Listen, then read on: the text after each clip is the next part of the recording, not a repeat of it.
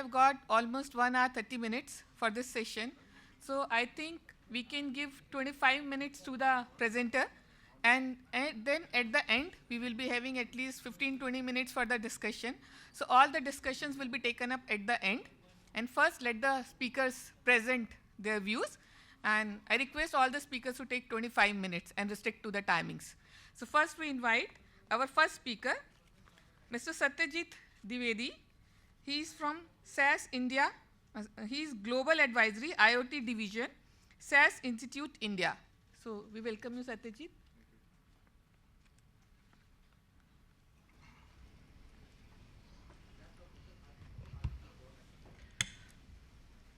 Thank you very much. Good afternoon, everyone. I said good afternoon, everyone. That's better. Makes me feel connected, otherwise, Okay.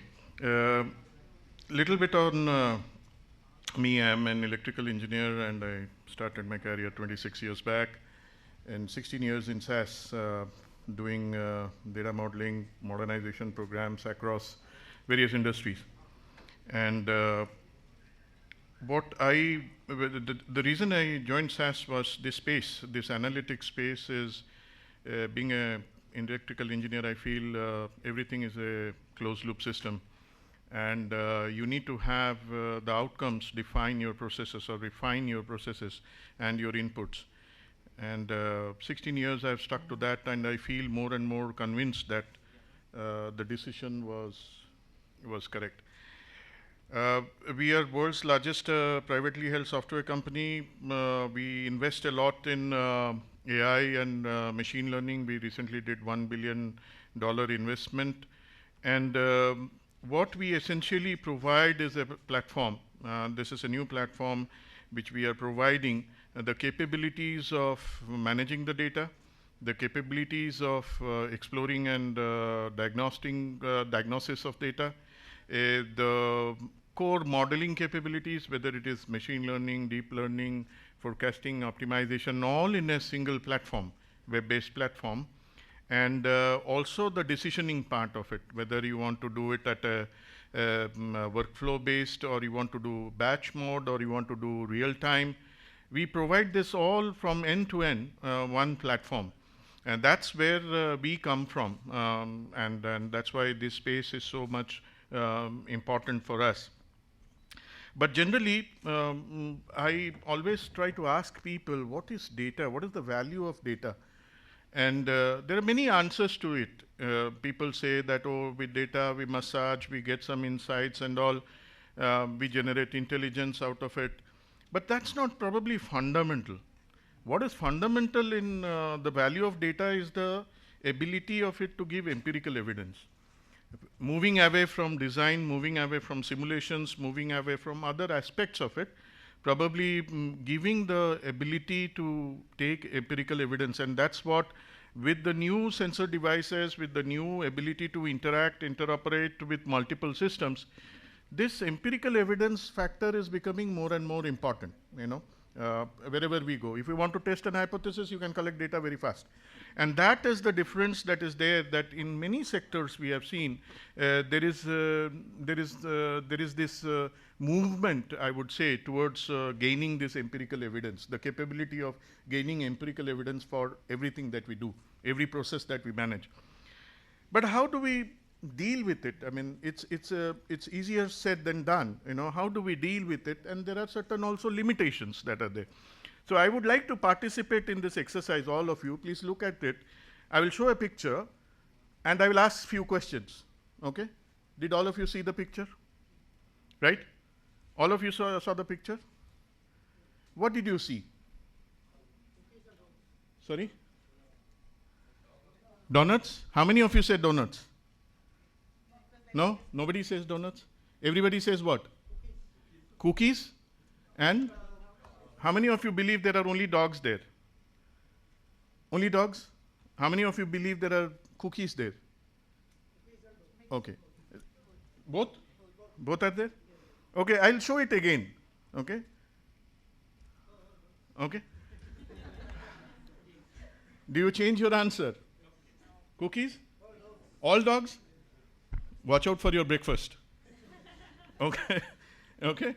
So let me see that. Okay. Now say I just asked you what do you see. Suppose I want to ask you. Okay, there are dogs and donuts both. Okay. If I ask you how many dogs were there, and how many cookies were there, or donuts were there, does the degree of difficulty go up? Correct? We are 50 of us here. Okay, let me show you another for 3 seconds. How many of you want to guess how many dogs, puppies were there and how many donuts were there? With 95% probability of success. Let me add a statistics dimension to that. Okay? How many of you? Puppies? How many of you want to say there are more than 7 puppies? More than 7 donuts? Roughly around same. You are hedging. Okay. Now if I ask you another question, which matrix or which part of the matrix did we see puppies and did we see donuts? Okay. So how many of the quadrants were puppies? Which quadrant? Left side, left bottom, right? If I keep raising the degree of difficulty, you will probably say that, normal vision doesn't work. So you will try to see the image again and close your eyes and do deep learning inside, okay?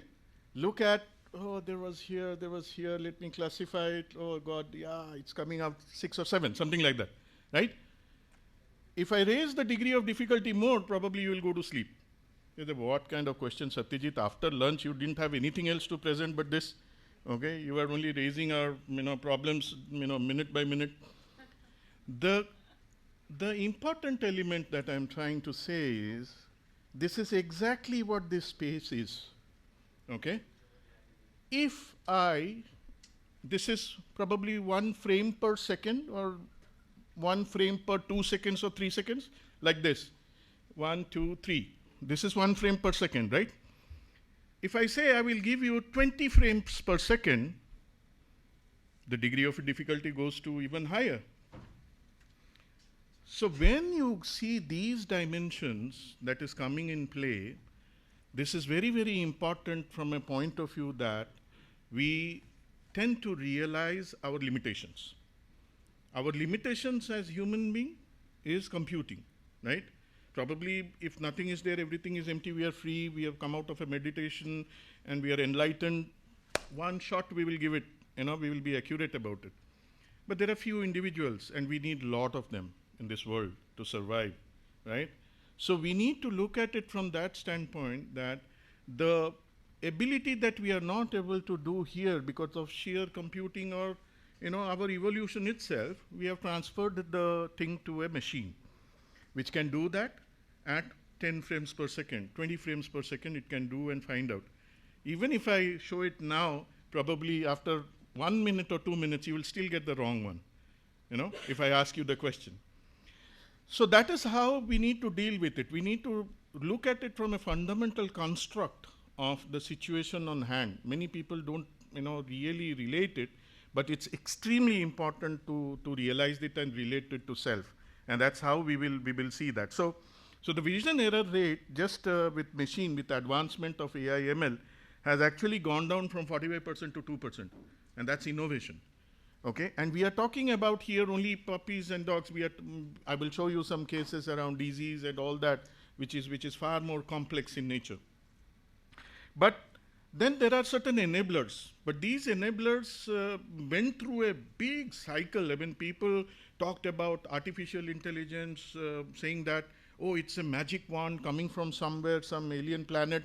You have artificial intelligence with you, give it to me. I have the power, I will change everything. It was just like that, the magic sword. You have artificial intelligence, give it to me. It's not that. Artificial intelligence is nothing like this. It's a process. It's a system. It's an entire, ecosystem that needs to work to be leveraged. And therefore, we need to understand the subset and the hierarchy of this structure. And it follows like artificial intelligence, machine learning, deep learning, reinforcement learning, transformer learning, all these needs to be there. But all these are intense data. all these have to be trained. They are intelligent for that purpose for which they are trained. Okay? You can't ask something which will be there. We will see one example.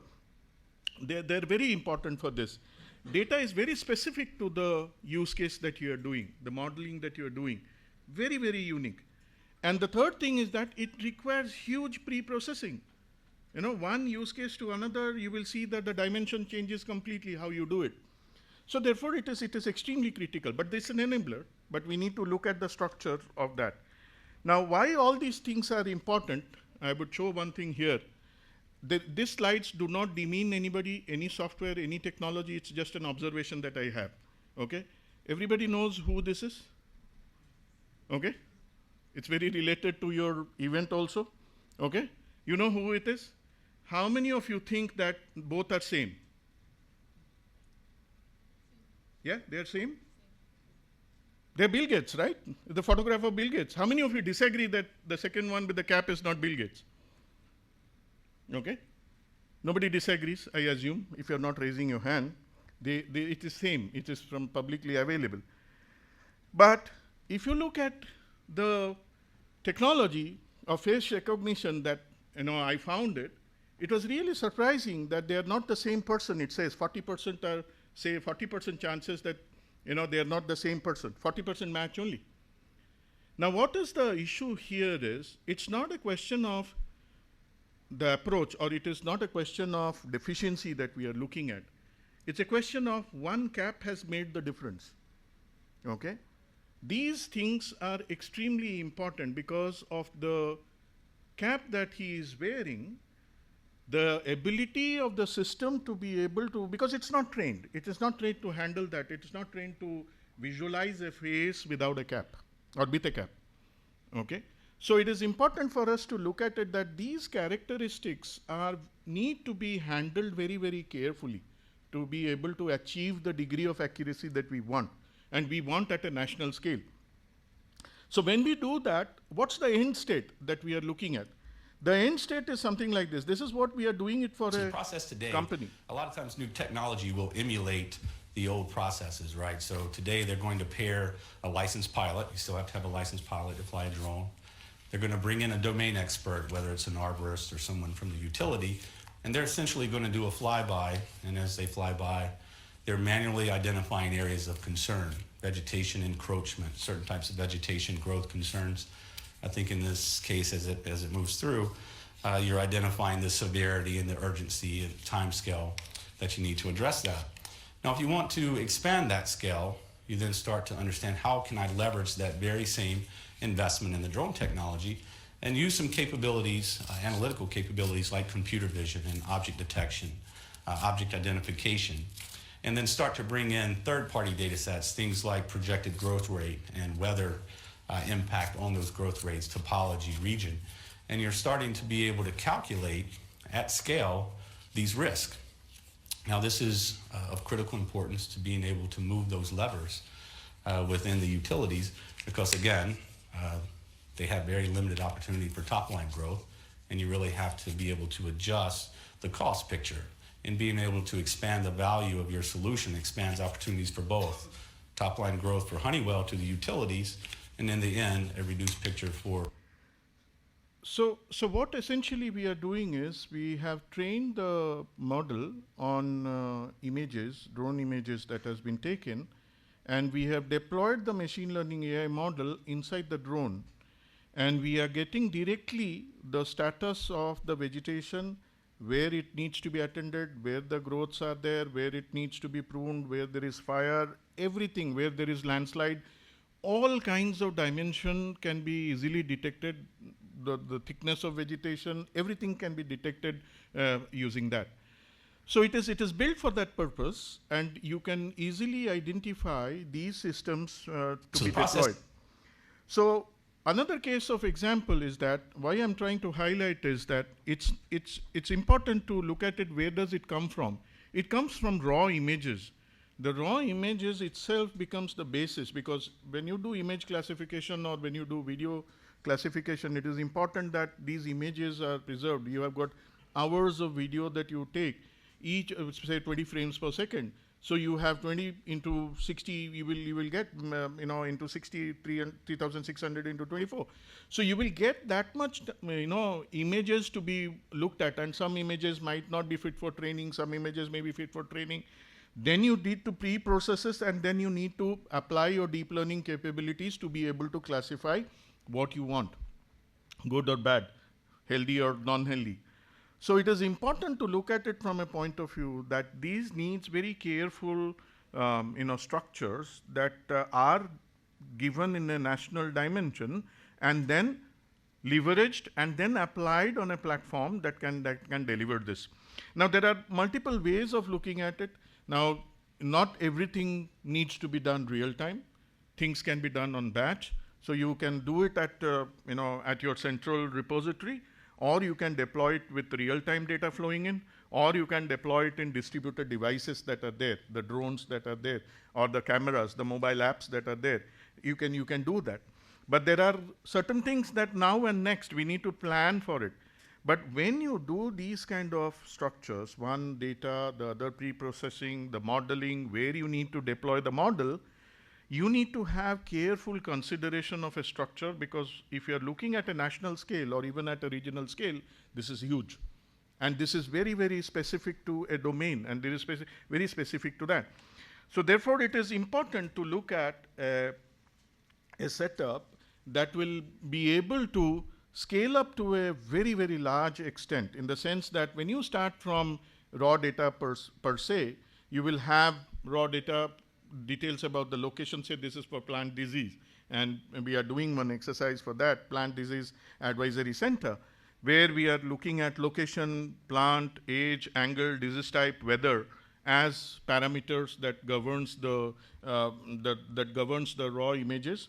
And then what we are looking at is that loading the data into our system.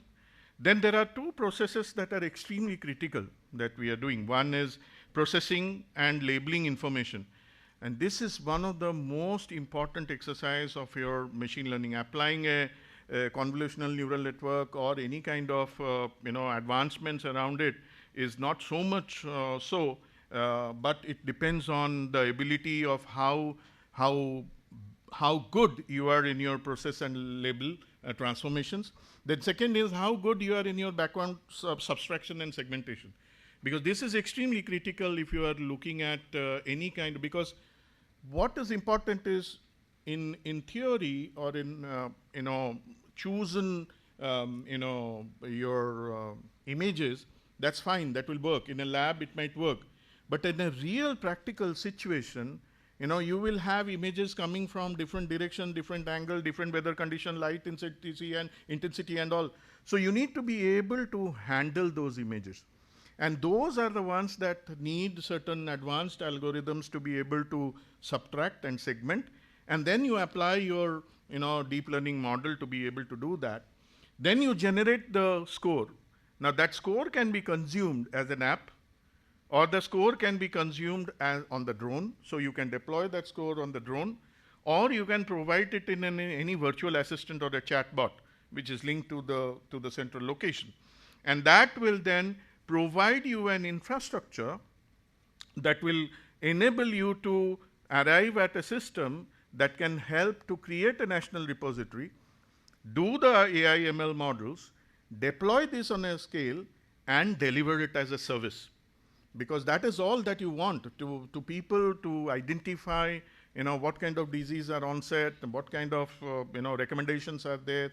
A complete farmer assistant can be developed. And this is what it is extremely critical for us to do that.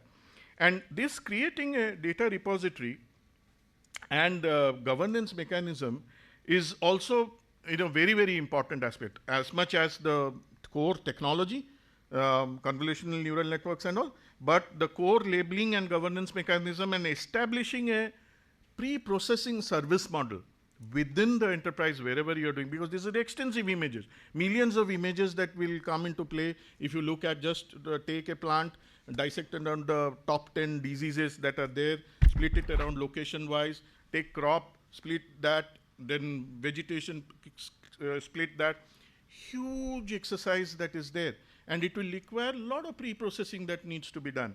So in the construct that we build as a, as a service, these needs to be taken into consideration. They are foundation of accurate AI that I call. And then comes obviously the core modeling part. And these modeling part, when you are looking at as a hub and you want to collaborate across institutes, across research bodies, you need to have your own GitHub kind of a scenario, where AgriHub means that you need to publish this, these models, which can then be taken as base models. The weights can be downloaded, and then they can modify the weights, or they can adjust the weights and apply, in their in a different disease identification. So those mechanisms needs to be also taken into consideration while you do that.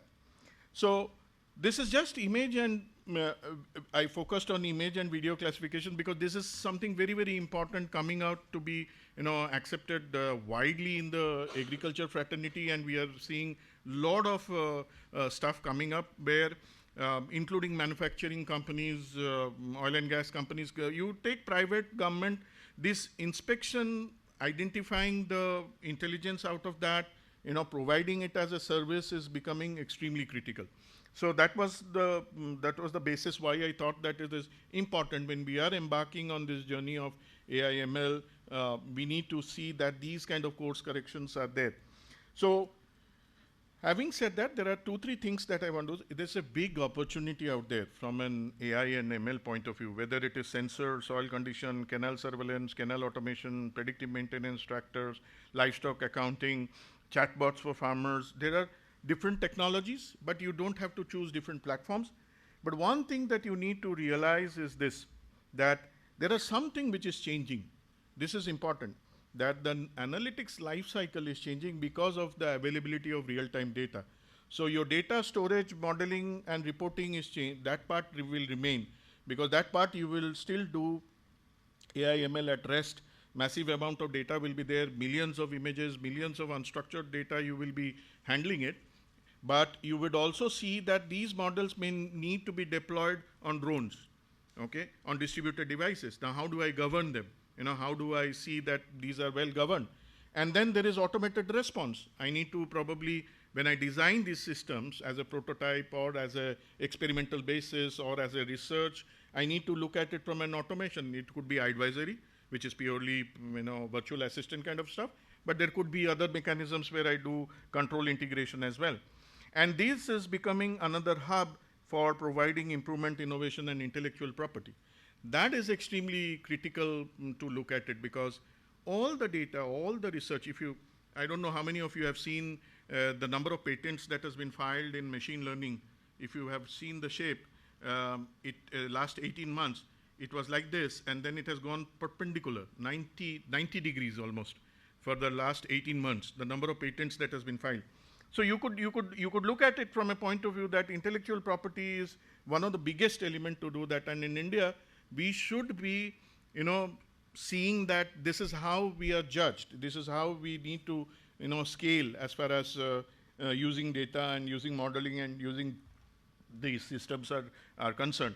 So what do we see across? We see that there's a digital workforce that is getting built up. And that's why the emphasis of citizen data scientists is becoming extremely important, that we need experimenters, we need prototypers, we need anticipators who are building this. And for them, there is a whole platform that needs to be available, right from data management to decision support. You need to have this whole set of things in a single platform that will realize this or the capability of building it. And that will give a true dimension of digital transformation. We can say digital transformation, but when we look at an economic imperative to be executed at a national level, it needs to be looked at from a point of view that every individual has to be contribute to this, and business and research value alignment has to be there, analytics automation has to be there, excellence and innovation quotient has to be measured, competency assessment and skilling has to be there, and then case value accounting, that each research, each product prototype that I'm building, how does it impact my ecosystem, needs to be looked at. When we harness these 5 levers, the digital transformation will automatically come, and we will attain maturities in this sector. So that is all that I wanted to share in this presentation. Thank you very much. Namaskar. For limiting to the time and giving insight into AI and machine learning and its application in agriculture. So now it's time to invite our second speaker. So I invite Gloria Solano. She is from European Commission Joint Research Center, Spain.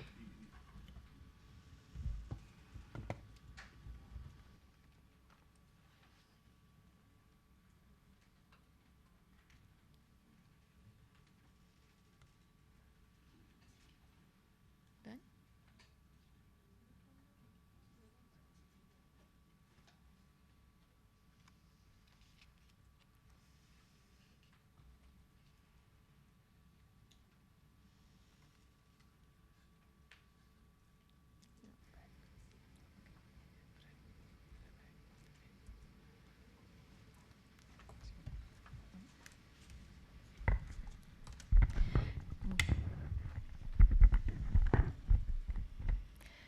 Good afternoon, everybody. In this presentation, I'm going to deal with how citizen science and smartphones can help to improve market transparency along the food chain. And I will present some evidence from the Food Price Crowdsourcing Africa project we run in Nigeria. I would like to say that maybe some of you were already in my previous presentation this morning, but this is a completely different one, although the first 2 slides are the same to introduce the topic. This is a joint collaboration from several institutions, namely from the International Institute for Tropical Agriculture, from the Joint Research Center from the European Commission, Wageningen University and Research, and the Catholic University of Rome. And of course, this is a collaboration of several authors. I work for the Joint Research Center from the European Commission in the units Economics of Agriculture, and the Joint Research Center is the Science and Knowledge Service of the European Commission to support policy making.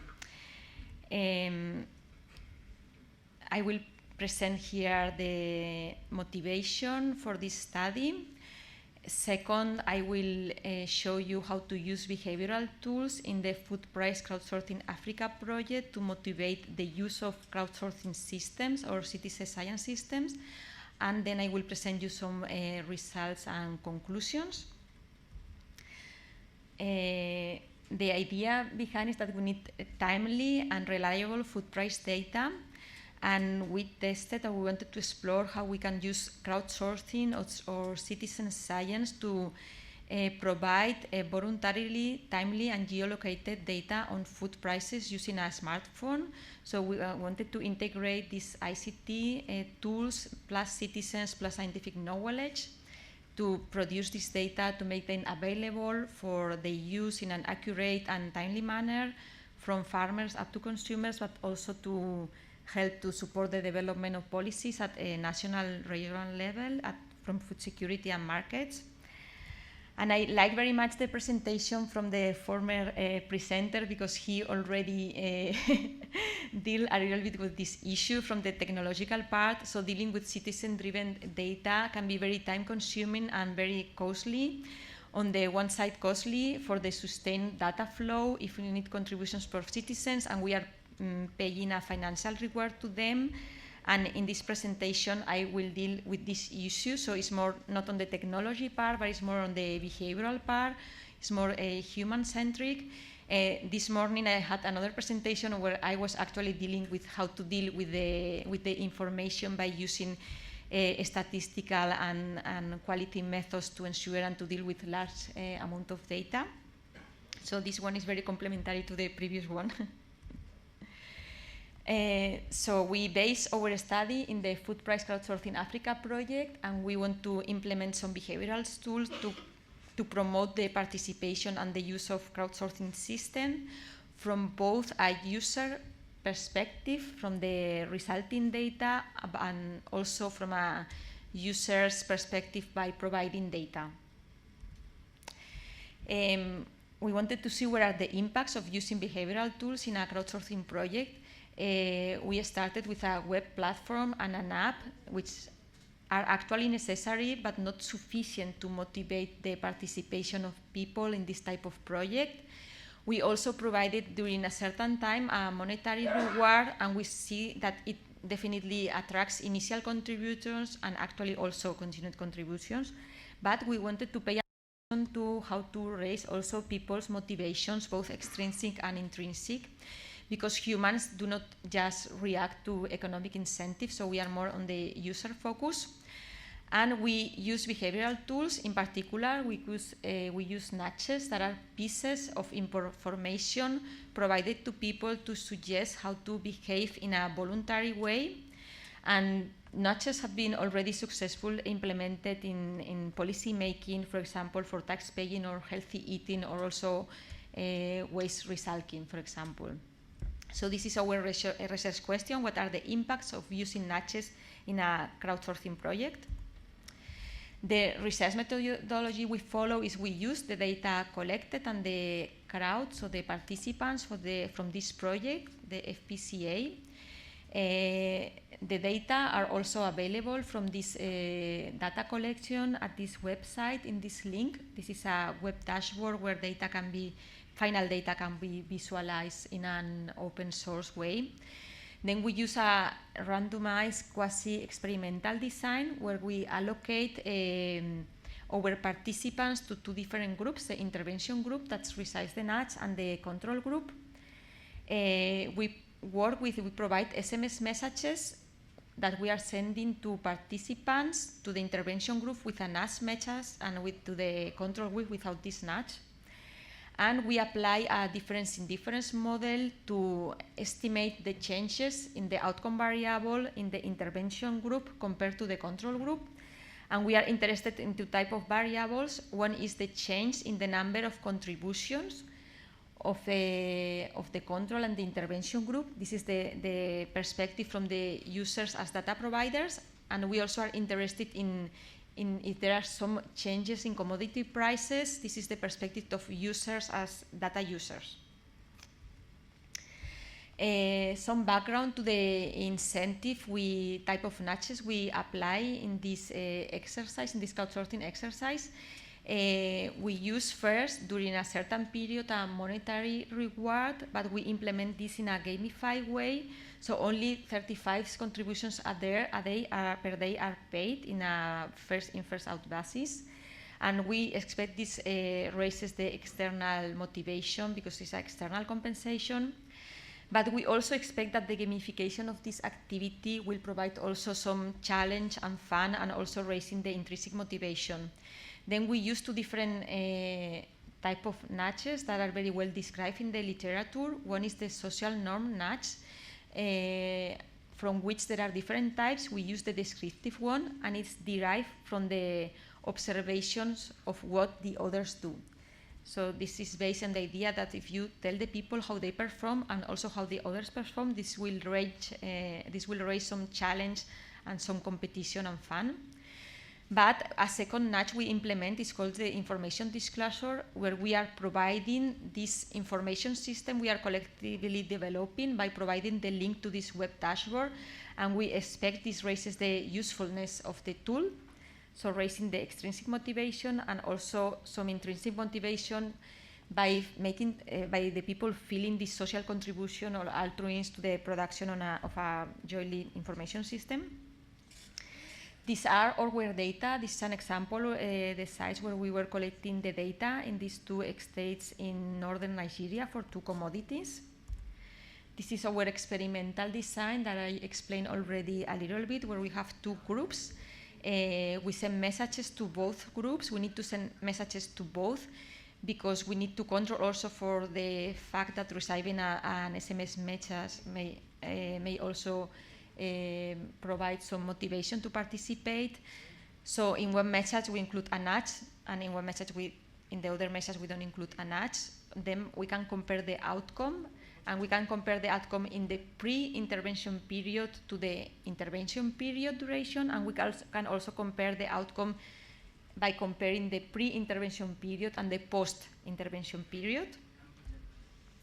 This is in practice what we did with these two different type of notches.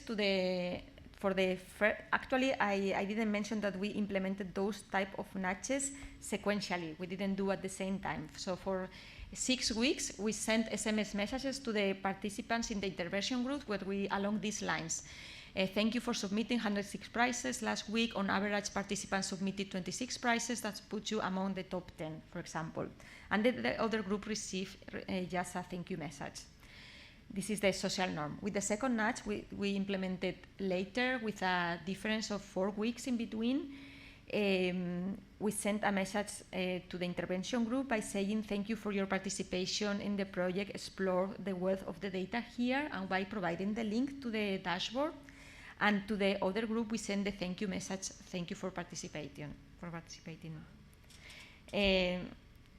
So this is in brief. I will explain later how this works. But now the first message was very effective. It immediately raised the participant of people.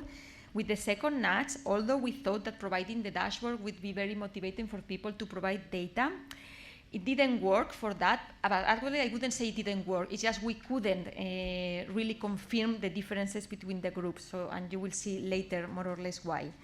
With the effects on prices, we did in fact find the differences between the two groups. So this is our data collection in real time by using these nudges. We see that during the period where we were also providing the incentive, and we provide these different two type of nudges, we saw that very soon after the pilot, where we had the first 6 weeks around 3,000 contributions per week, very soon the contributions jumped up to 7,000 per week, but soon a declining trend started, even paying the financial reward. That's why we started with the behavioral nudges, and then we can see more or less that they had certain effect and they were able to sustain the contributions around 4,000 per week. And we also observed that after no reward was provided, slowly the contributions practically disappeared until we started a second wave where we started again with a financial reward and they increased again. This is our model, our regression model, the difference in difference that we use. We are interested in this interaction term, the beta 3, that is the difference in difference estimator that measures the difference in changes over time between the control and the intervention group. And now let's come to the results. First, we show the results from the social nudge. We can see in the graph, in the lines, that visually the social norm groups or intervention group started to submit in average more prizes during the intervention period and also in the post-intervention period. And the effect was therefore sustainable over time. And this, the difference was significant, both by comparing the pre and the intervention period and pre and post-intervention period. We can see the coefficients estimates, and we can see that they are significant, which confirms what we already visually can see. If we go to the information disclosure nudge, this is a different picture. We can see that both groups seem to we don't see any significant change in between the two groups during the period of the implementation. Intuitively, we think that it contributed to sustain the contributions, but the significant differences between the groups could not be confirmed. But we might think that it was because of the short period of implementation. You need a longer time maybe to understand what is this tool, what is this dashboard, how to use it, and how can be useful for people. SMS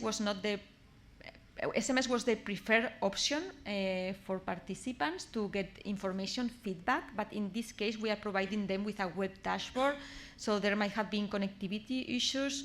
We also think there might have been spillover effects because maybe one group was interacting with the other group, so the ones in the intervention group could have provided the link to the participants in the control group. But what we think is the main reason for that is that both type of messages were effective to raise the social contribution motivation. Just by getting this thank you message for contributing was probably also acting as promoting the further contribution.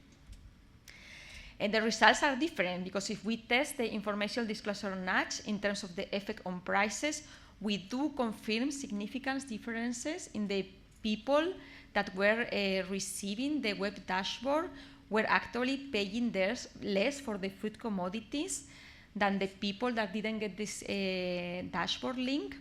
And this result is more or less the same for all commodities, for all 8 commodities, except for the imported rice. So we could further investigate why is it like this. So effectively, the people that were reserving the web dashboard were reporting lower prices than the control group. And here we needed to control for several variables, like we control for several characteristics of the crowd.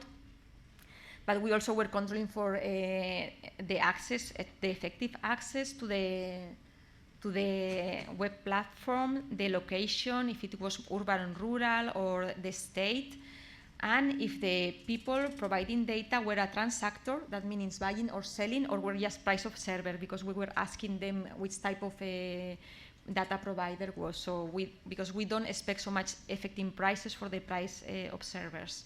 But effectively, this nudge had a significant DID coefficient, so people were buying at less prices. So the lessons we learned is that the financial reward is essential to attract the initial contributions, but also for the continued contributions from crowd citizen, because it raises this external compensation, but at the same time the intrinsic motivation through the gamification of the reward. The social norm nudges in the form of SMS messages were very effective and were immediately effective, but the effect was also sustained over time. And with the information disclosure, we have these two different types of effects. It helps to sustain the contributions, but we could not confirm the differences between the groups, because maybe I explained we had maybe spillovers between the two groups, but we really think that this thank you message was also contributing to promote the social contribution motivation. On the other side, we could observe that it was promoting the use of the system, of this collective price information system, and users of this dashboard were reporting actually lower prices than the control group, which probably was raising this usefulness aspect of the using information system. So thank you very much for your attention. We are publishing very soon a report where we will explain the full data collection with crowdsourcing and also all these different aspects. Thank you.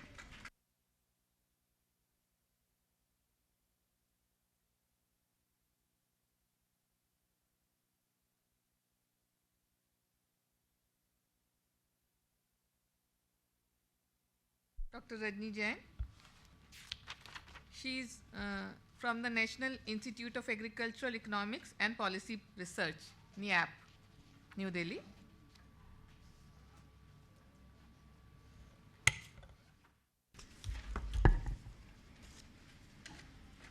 Over. Good afternoon all.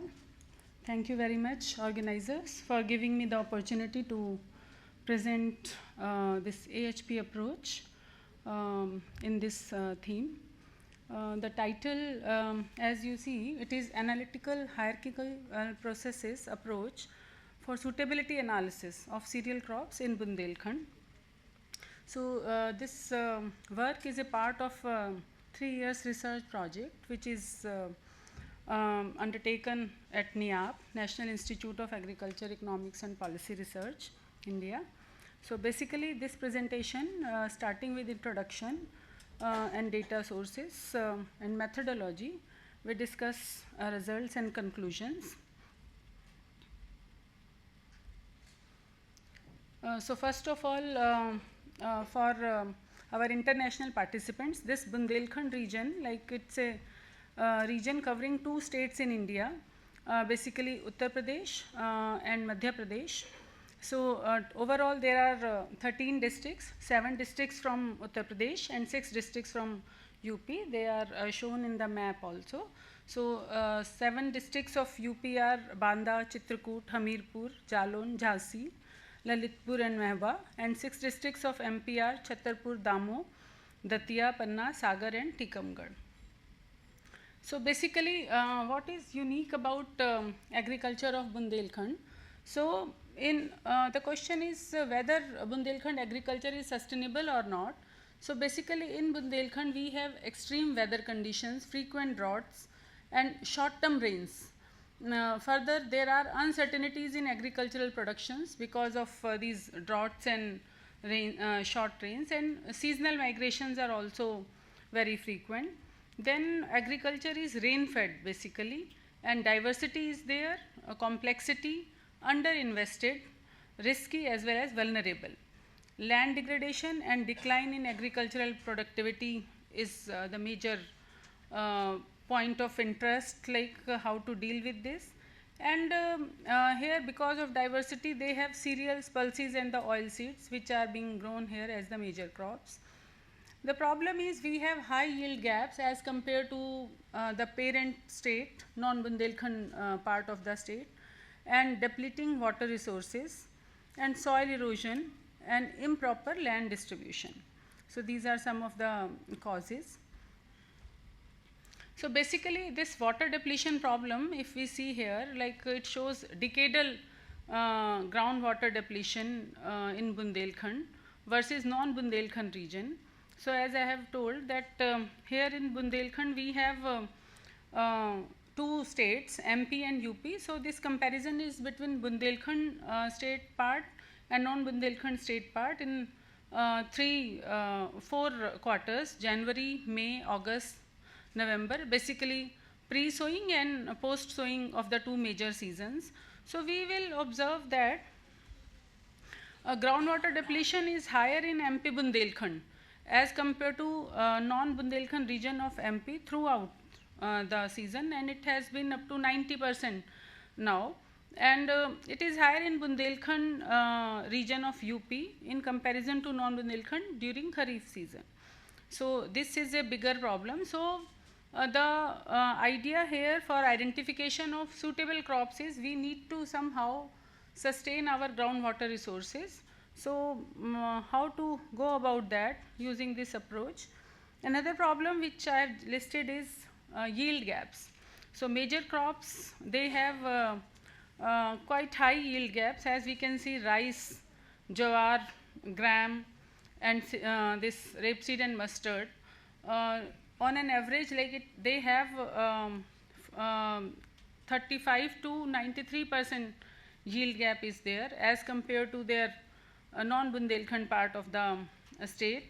And similarly in UP, we have quite large yield gaps in the state. So we need to see how we can increase the yield gap. We can increase the productivity and reduce the yield gap by growing the crops which are more suitable for the region.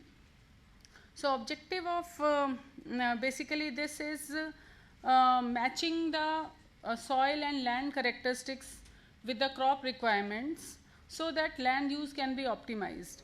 And for having this crop suitability analysis, it becomes a prerequisite for sustainable agriculture production in any region. And crop suitability, how we are determining it is basically by soil and land, matching soil and land characteristics, as well as socio-economic and infrastructural facilities in the state. And further, for this we are making use of multi-criteria decision making, because on one aspect the crop will be suitable, on the other aspect it may not be suitable. So how to have combination of all these factors and to get the overall suitability. So that is basically the target for this analytical hierarchy process. So where we are prioritizing the decision making for the crops.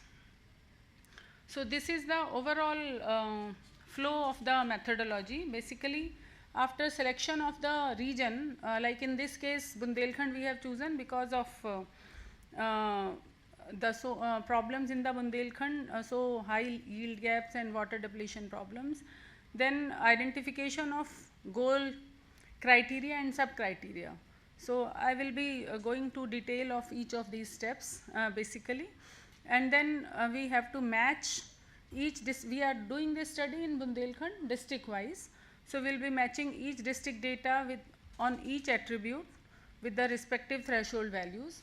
These threshold values, some of them, like especially biophysical ones, they have been taken from certain secondary sources, and for socio-economic characteristic, these thresholds has been determined based on the average values at the national level. That also I will be showing. And then once the suitability class has been determined, then this prioritization of various criteria is done using AHP, and finally overall suitability is determined for each crop in the region.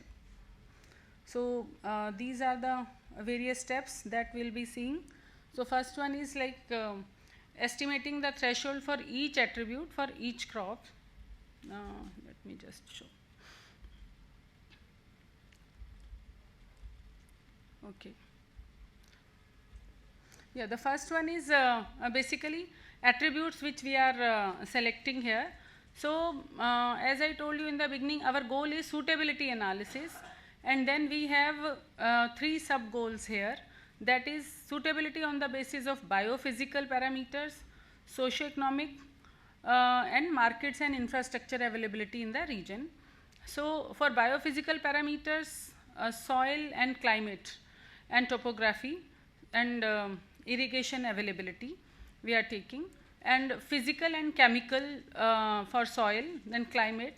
So these are certain detailed attributes. For physical we are taking soil texture, drainage, depth, pH. Under chemical, organic carbon, electrical conductivity. Then for climate, temperature, rainfall, humidity, length of growing period. For topography, slope, and then irrigation, blue water use. We are taking blue water used by the crop. And so for socio-economic, net returns per hectare. For markets and infrastructure availability, we are choosing market concentration in the region and density of various kinds of roads in the region, district wise. So for these two, we are making use of census data at the village level to come to the compilation at district level. And our target is to have each crop identified as one of the 4 groups. This is based on FAO classification, S1, S2, S3 and S1. This is highly suitable, moderately suitable, S2. Then we have marginally suitable, and N is not suitable. So these are various sources of data which have been used. And then coming to this estimation of threshold. So basically, as I have told, in estimation of suitability, we are matching the land and soil characteristics with the threshold requirement of the crops for various categories. So these thresholds for biophysical parameters has been selected from the secondary sources. So we have chosen NBSS LUP's crop suitability manual, where they specify various categories of suitability on the basis of soil. And for markets, roads and socio-economic this thing, we are depending upon our own methodology. Like for market, we have selected radial distance of a place of a district, like how much a market is catering, what is the radial distance which a market is catering in a district. And for road, we are taking road density score.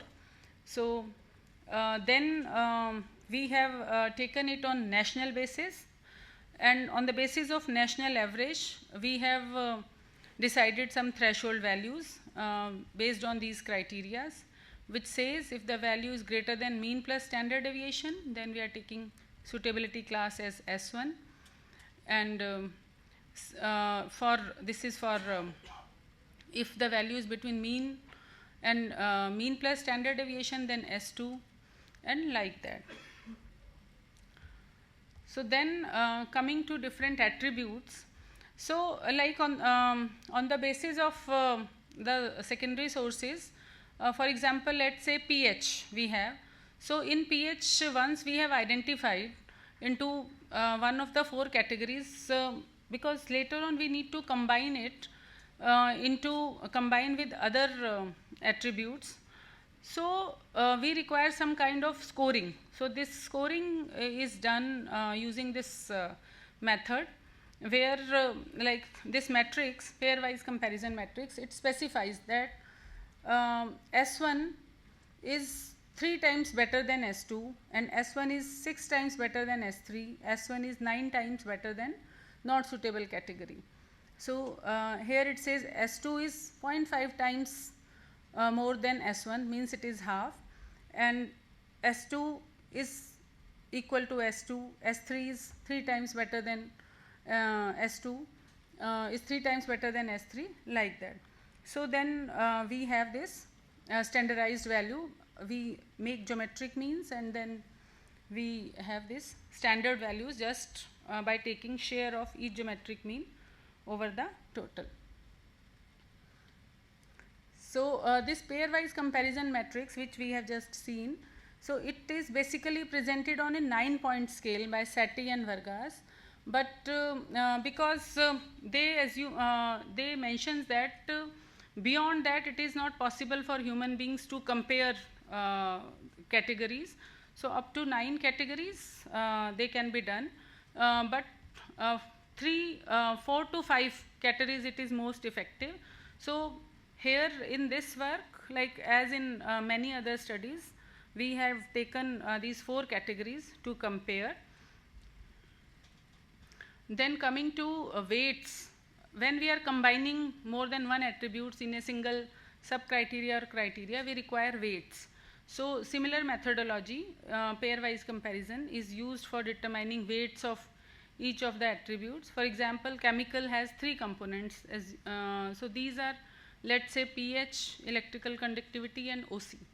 So again, first of all, on the basis of expert opinions and other, we find out the comparison.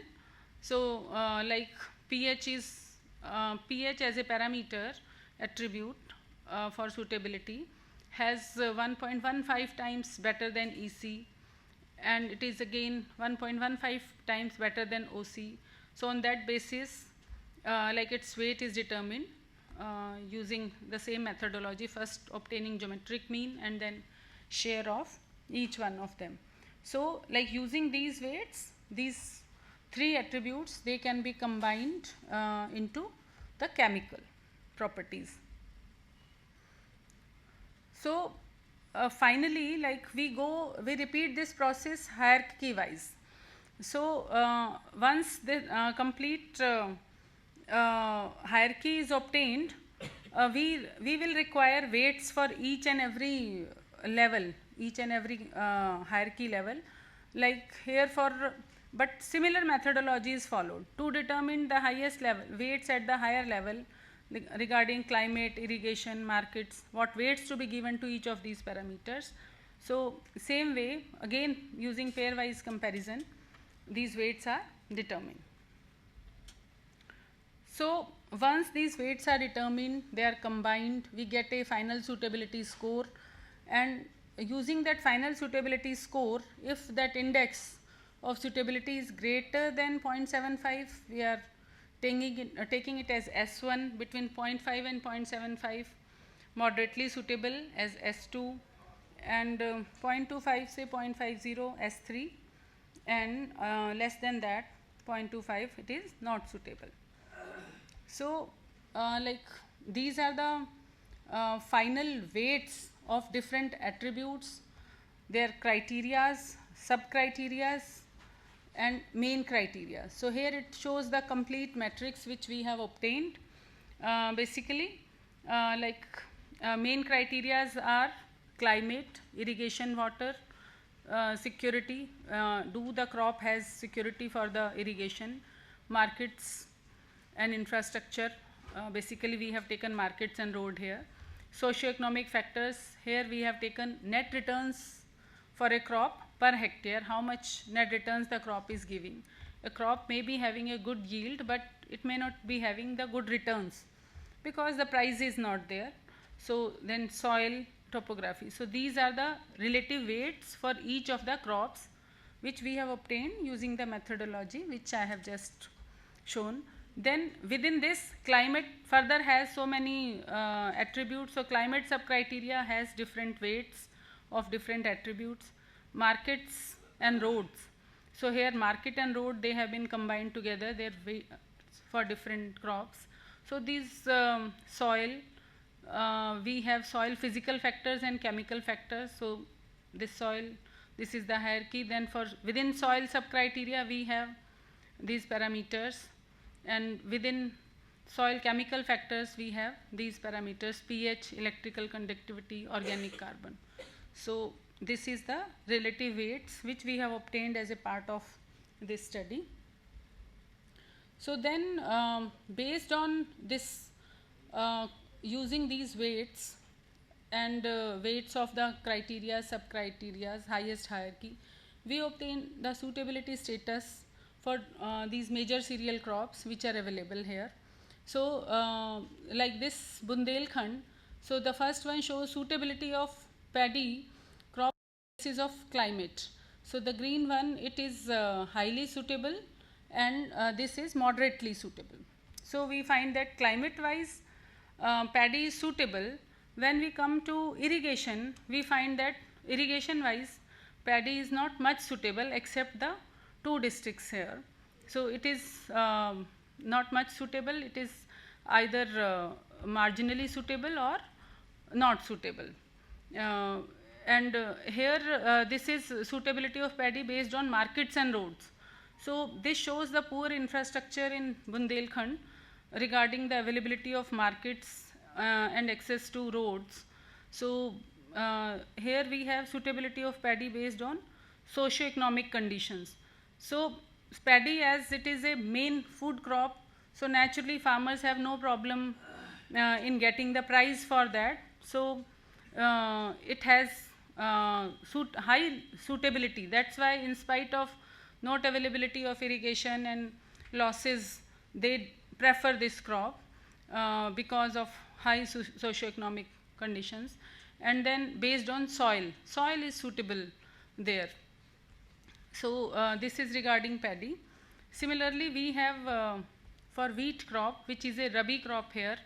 So it is mainly based on irrigation. Regarding paddy, we find this suitability, it is moderately suitable based on climate. And again irrigation, regarding irrigation, it's moderately suitable in 4 districts, otherwise it is not suitable. And markets and road, similar infrastructure, not very good. So except 2 districts, others are either not suitable or marginally suitable. Then socio-economic means returns are good for this. So it is highly suitable in terms of returns, because we have this minimum support price also for the crop. And then on the basis of soil also this is suitable. So here again irrigation and climate, they are the main concerns for this crop.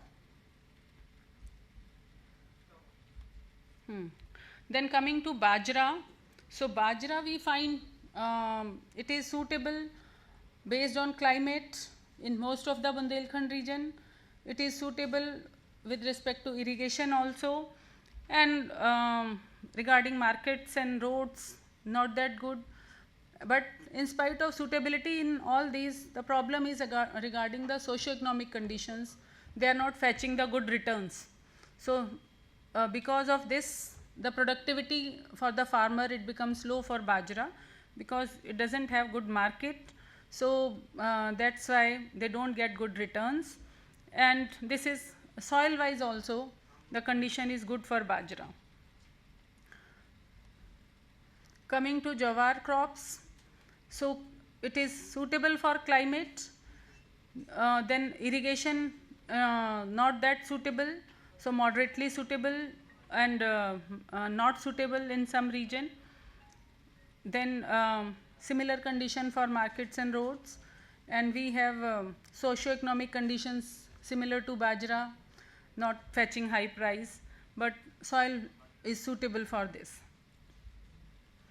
Coming to maize crop. maize crop has mixed response.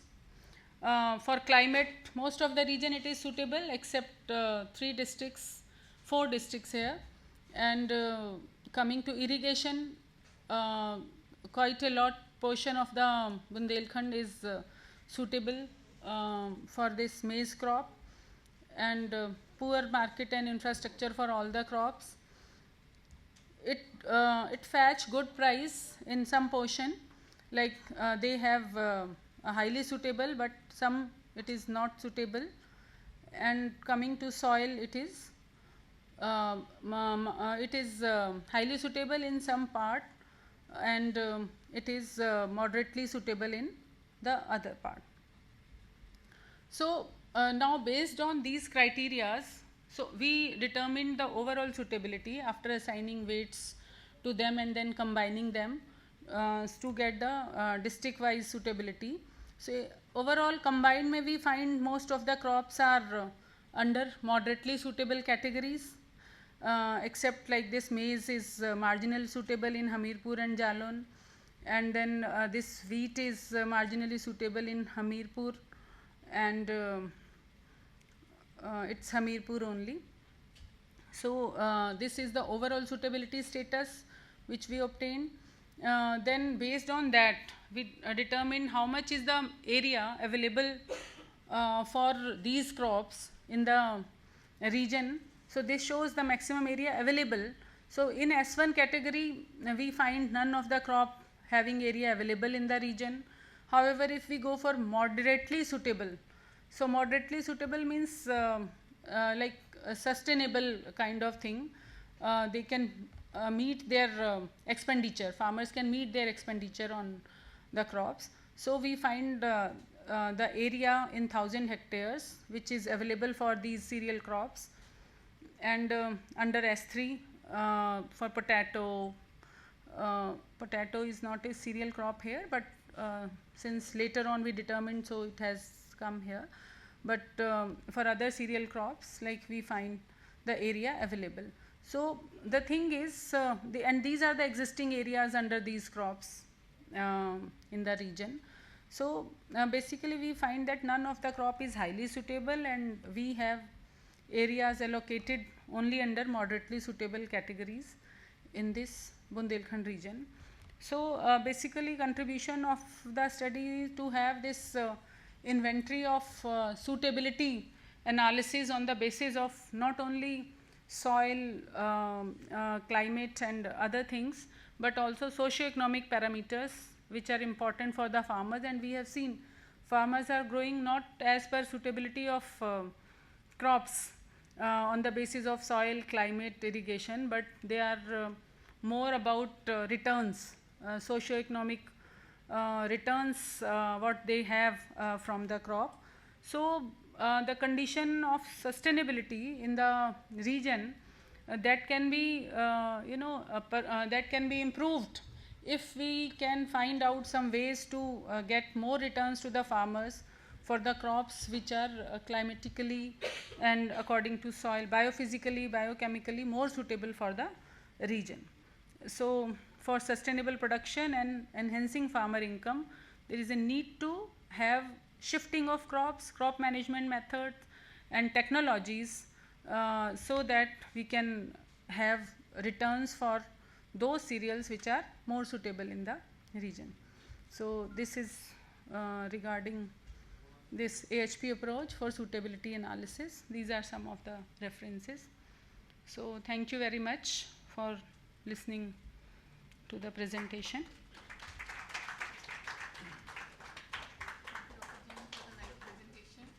Now I invite all the speakers, all the 3 speakers to please come forward so that the question answers can be taken up.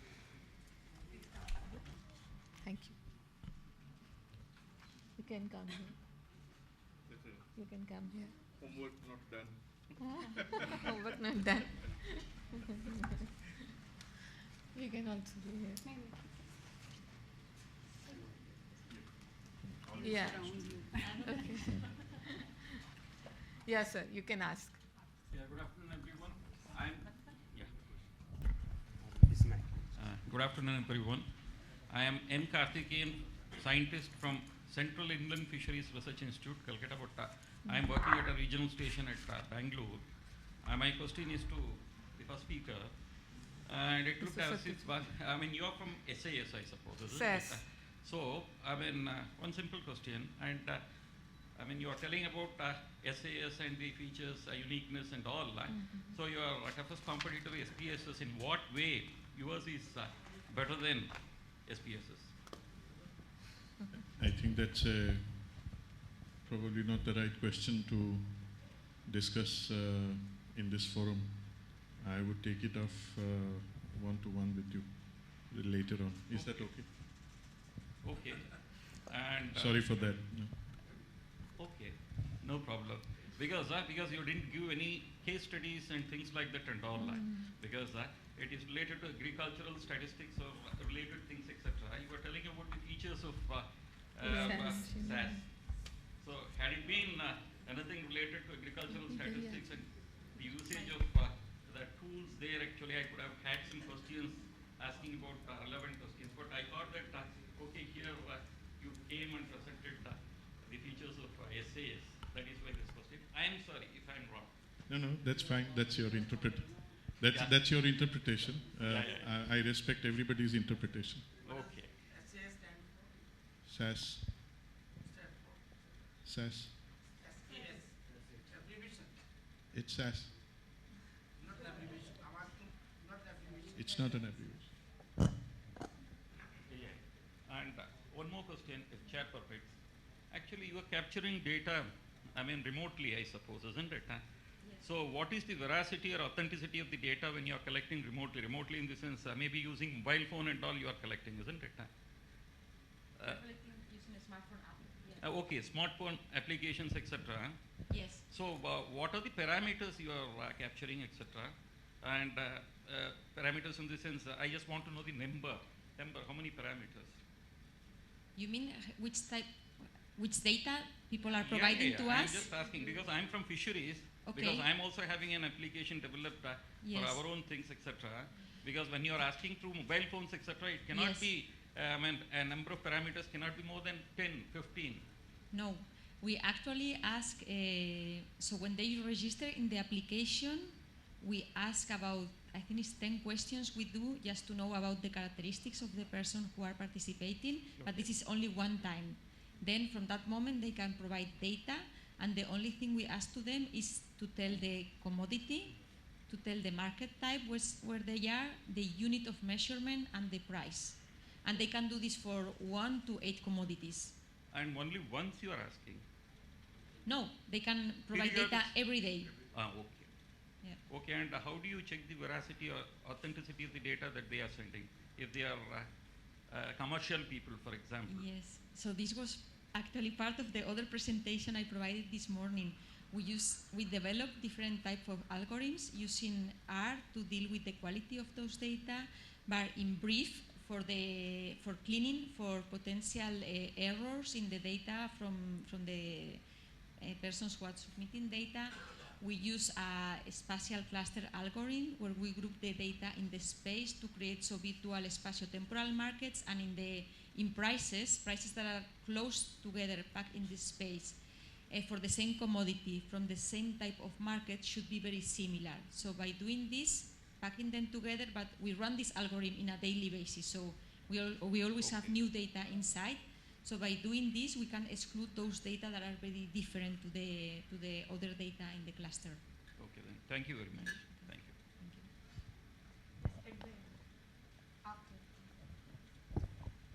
I'm Rajesh from AgriWatch. So my question is like a little bit generic in the sense that we talk about machine learning and artificial intelligence and everything. Even last 4 or 5 years I have been attending all conferences, and we see that photograph and some disease is there and it will be identified, and through KVKs or extension programs and all, it will be, the information will be disseminated that what is the disease and all. But, and we work a lot in insurance work and all also. So insurance, crores and crores of, money is being collected as premium and all. There also, the as basic as that CC and yield estimation, and there only we are getting stuck up and all. So, where is the problem? The problem is whether technologically we are not that sound yet, as we, let's say, talk in the forums? Or is it that data collection is missing somewhere because of that small land holding, and there is a other complexity like multiple crops and those kind of things far away and all? Or is it that like this old companies, or the whatever best of the best companies we already have, but even if you go to Kargil and let's say talk about GIS, they are still it is not okay. Our typical way of survey is okay. Adani, you talk about that Apple, because I'm going to talk on Friday with them, Saturday. So they are not yet aware. The best of the best people in the industry are, let's say, little bit aware, or they are not ready to adopt it, or not ready to experiment or invest in it. So how will we go ahead otherwise? Because if they will not adopt, then who will adopt? And so where is the missing link? So there is no straight answer to this, but from a technology implementation point of view, you are from insurance, and we have done this for many insurance companies in the world, that when you claim accidental claims that you make, if your vehicle meets with an accident, I'm just giving you an example. You can just take your app, you can just point at the accident place, and you upload it into the system. It will give you the claims that you can claim for that based on your insurance policy that you have. So what it does, it classifies the image, looks at the bill of material of the cars or the vehicle, and then comes out with the estimated price and do it on their own. And it also checks fraudulent. I'm coming to the technology part, because this can happen anywhere in the country, urban, rural setup. The second is coming to how does this exist? First of all, if you want to deliver this as a service, you need to have the trained model with you, which is basically a huge repository of data across the span of because age-wise, stage of the plant, then the crop, then the type of the crop, then you look at weather conditions. You need a big repository to train it.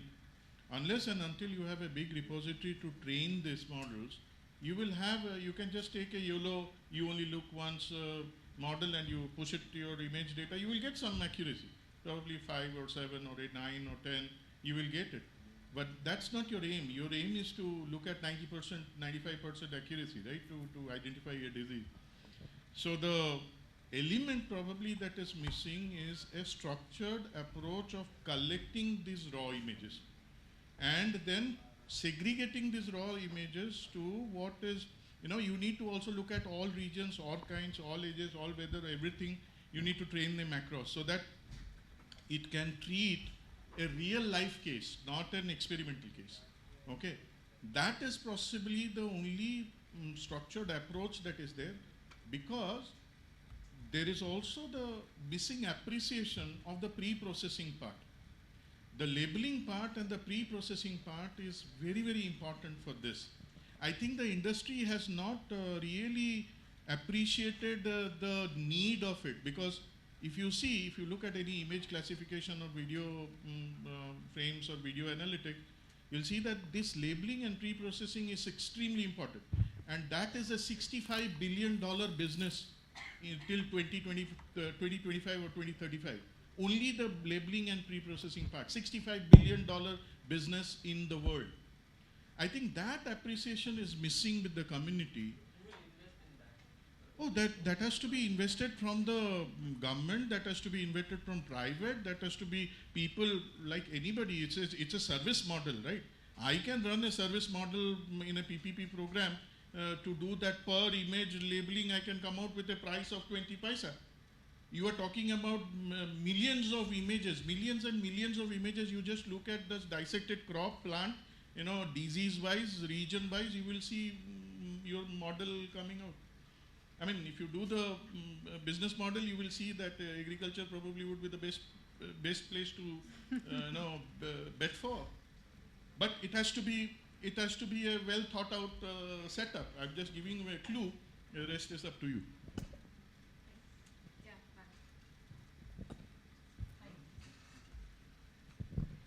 Hi everyone, good afternoon. My name is Nida. I'm from Bangalore and I'm an MTech in NIDA. I'm an MTech in Machine Learning and Artificial Intelligence, so my question is to you. So you spoke about drones capturing images and everything. So now we come across complication of capturing the image, you said in a structured way, yes, but then what about the obstructions? So say shadows or anything as such, but there are different kinds of obstructions that come in picture of image processing. So how do you overcome that, or what kind of statistical or whatever algorithms are you applying to overcome that and to recognize the object, contour it in the perfect way, one. Secondly, you spoke about machine learning algorithms you've used. What are the algorithms that you're using, and if it's like completely automated or if you're giving your own touch to it? I think the first one is related to occlusion, if I'm not mistaken. And occlusion is a very, very important element to address it. And that is extremely critical, because if you don't have algorithms that can treat occlusion, you will not be in a position to determine the right kind of patterns in it. So there are various algorithms that we use. GAN is one of them that we use for occlusion separation and shadow separation and all that.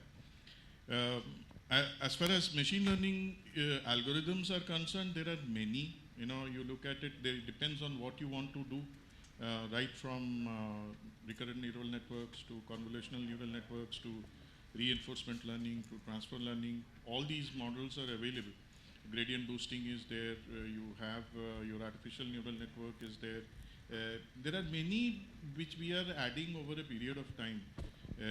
But the good part that we are doing is, one of the issues that we have seen when you give these tools to everybody is that every individual does it on its own. I do it basis the way I understand it. You will do it probably the way that you understand is best. There is no best practices that gets followed as a part of a baseline process. So when you are looking at an enterprise capacity or a capacity building within an organization, you need to standardize this process, whether it is research. I know research, you should not eliminate the creativity part of it. I'm very much aware that how creativity is a must for this, because that is how you do research. But the question is, there are certain elements that probably would be missing. And what we are doing as a part of AutoML, auto machine learning and automated insights point of view, what we have done is, once you have the data ready, you can push the data. It will create you a pipeline based on best practices. Okay? And then you are free to do your own model. And that model you can templatize and share it with your colleague. If he is doing it along with you, the research, he can apply it also. That is one side of it. Then we are doing, this AutoML does hyperparameter auto-tuning. So we have seen significant benefit that comes up from hyperparameter auto-tuning from an accuracy point of view, from predictive models point of view, that we have seen. So it all depends on what you're looking at. The technology has gone to quite a high degree of sophistication, I would call it. What is probably lacking is adaptation to the industry, to the context. My role is to see that happen. And this image classification and drone, we are doing it for even solar farms. I mean, just to give you an example, after snowstorm, there was a solar farm which got damaged. And directly we talked to a virtual assistant that what's the status of the solar farm. The virtual assistant came out with a report saying that the generation has gone down 20%. Where is the issue? Then you type it. It will point to a particular string or a panel. And then you send your drone to inspect it. And the drone goes there, inspects the panels, and says that what has happened. Because if it is tracking the sun, if it has not moved, it will find out. If there is a bent or damage, it will find out. So all that is sent and brought back to the system. And the solar farm is quite far away. Nobody would like to walk it up and inspect and come back, right? So obstructions and all are not so much of a challenge. I mean, we have done it for vegetation in thick of forest. So I don't think that's a challenge, but there are techniques to be followed, and that was post-labeling and processing. There is one that I talked about is subtraction. That is important.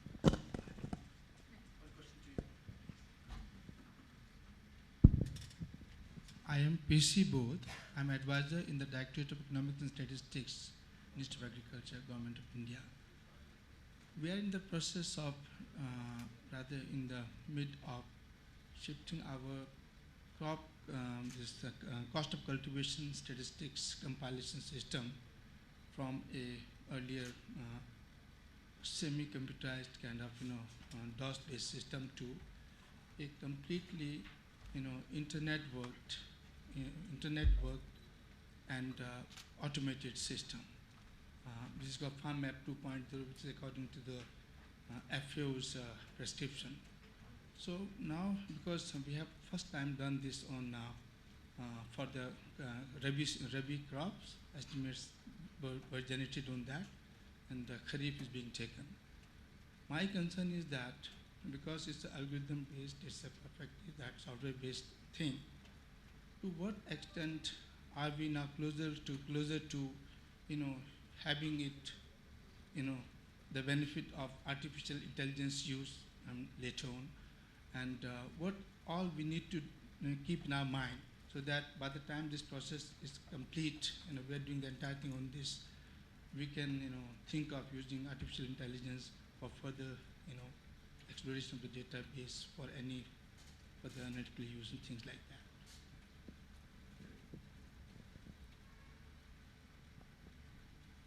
I think what we recommend as a process for arriving at is an assessment study that we do typically. Recently, I was involved in Turkey, where we are working with the municipal corporations to engage 6 months of assessment on this. Similar exercise, legacy systems just moved, then how do we handle that over a period of time?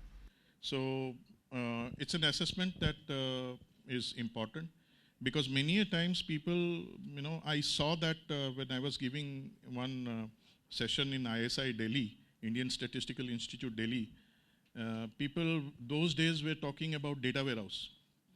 Okay, everybody wanted to do data warehouse. Okay, so I was talking about statistics, as we will talk about statistics and analysis and outcome. So people said, no, we want to do data warehouse. So the first question I used to ask them is that, why do you want to do a data warehouse? What's your business objective? Okay, no, what is the storage capacity that we want? I said, here 1.5 terabytes of data is my hard disk. Okay, this is my hard disk, 1 terabyte of data, do something about it. They said, what do you mean by that? I said, do something, draw some intelligence out of it. 1.5 terabyte, wealth of data is there, do something about it. Okay, then he asked me a question, tell me what do you want? I said, that's exactly what you need to do. You need to exactly know what, because issues, topics, themes, context are different. So if you draw up a roadmap, we have drawn up you must have seen, we have drawn up a AI in agriculture list. That may not be exhaustive, but you need to draw up a roadmap where it is important from an application point of view, and whether the data is sufficient or not. Because most of the time people had, they had thought that AI is one part, data is another part. It's not related at all. At least for the last, in 1 year back, I had, heard of those things. AI, data is something else, AI is something else. Okay, now at least people have realized that no, we cannot treat it like that, it has to be together. So that bridging has happened, but the business context needs to be brought out as an assessment. So we can help you in do that. So all the questions are coming to you. No, I don't. No, All it was questions. from the presentation. That's why I asked. So any other questions? I have one question to her. Yeah. Please give them. This,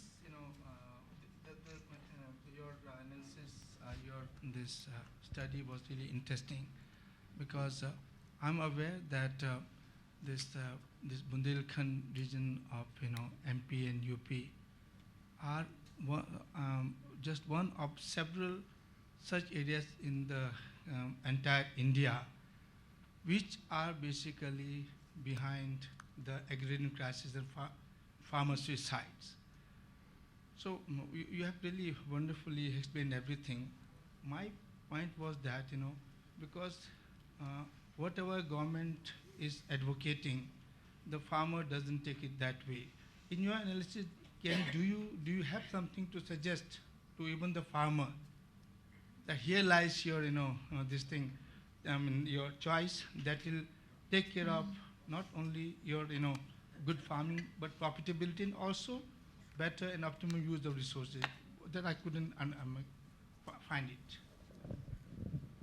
Yeah, basically as we have seen in the study, mostly the studies regarding suitability of crops, they are based on biophysical conditions like soil, climate, irrigation.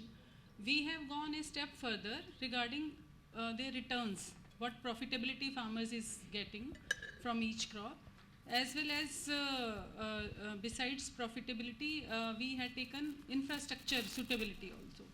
So somehow, like the analysis have shown that infrastructure regarding access to markets and then roads, which are again prerequisite for accessing the markets, that is very, very poor as compared to the rest of the world, India.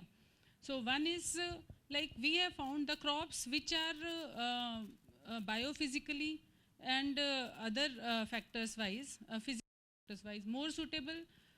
They are not suitable from economic returns point of view because we don't have this support price for that, and plus of course market and infrastructure access is not there.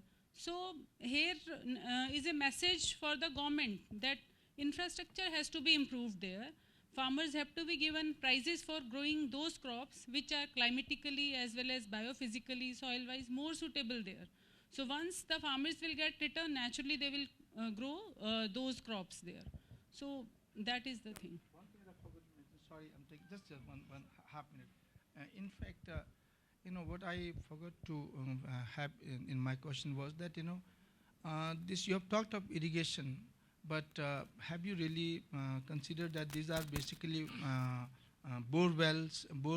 Yeah. We have taken basically groundwater as well as surface water, availability of both, and as well as rainwater. Considering all of them, then how much water is required for each crop, how much exactly has been used. Taking that balance, then only we have estimated this. So that water factor has been very interesting, and I would like to invite you to write one article for my agricultural situation in India, a monthly that comedy India. Thank you. Yeah, because there was a very interesting study you have presented using behavior tools for this study. So there are even in ICR we are coming up with so many e-learning solutions. We are planning to come up with the e-learning solutions. So how can you think of we can use these behavioral tools for increasing the awareness or making the interest or creating the interest of the students or the other stakeholders for this particularly e-learning courses? Or another example can be there are many policies, or you can say some schemes are coming from the government for the farmers. So how this behavioral study can be used for the same? Can you think of some, how we can relate these? Yeah,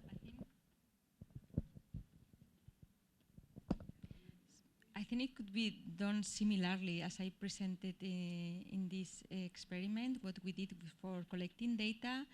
So the literature offers many different type of nudges that can be implemented.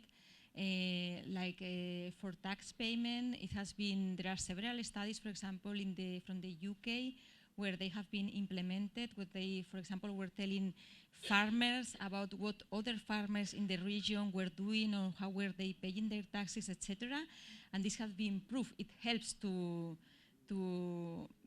promote that people contribute better to the tax system, and that they do earlier if they know that the neighbors have already done, etc. So the only thing is you need to design how you are going to provide this information, where it's going to be effective. So, and it will be very different if it is a matter of promoting the use of e-learning. So, yeah. I mean, if you have seen academia, you are aware of academia and this Scribd, these tools. Nowadays, if you log in and download any research paper, you will find that they give you a bulk 28 downloads and 12 downloads and 48 downloads free of cost if you do it within 1 hour or 1 day or 2 days. Okay, and if you do more, if you need, then they charge you some money and that. And I find it very interesting. I have been doing academia for quite a long time, but since the time they have introduced these kind of offers, I would call it similar to her behavioral nudges. I have been started using more academia papers. I have been using it, and my folder for academia and the folder structures have grown. So I think perfectly aligned. If you see the number of users per e-learning course and quantify it and do some kind of stuff like that, it would be good. Yeah, this belongs to the descriptive to the social norm nudges. There are different types. One of just providing the descriptives, like how many times did you download and how many times other people did, but there are also normative where they say in average it is recommendable to do this, or there are even the ones that tell you how your close community does, and this also helps a lot. Thank you so much. So we have come to the end. So I thank all the three presenters, Mr. Satyajit Dwivedi, Ms. Gloria, and Dr. Rajni Jain for the nice presentation. At the same time, I thank all the delegates also for nicely attending to this session and taking out the questions. And at the end, I thank the organizers for giving this opportunity to me for chairing this session. Thank you all. I take the opportunity to thank the chair, Dr. Alka Arora, for successfully conducting the session. I have an announcement to make. Those delegates who want to take the certificates, kindly take it from the register counter before 5 p.m. today itself. Thank you. Have a nice day.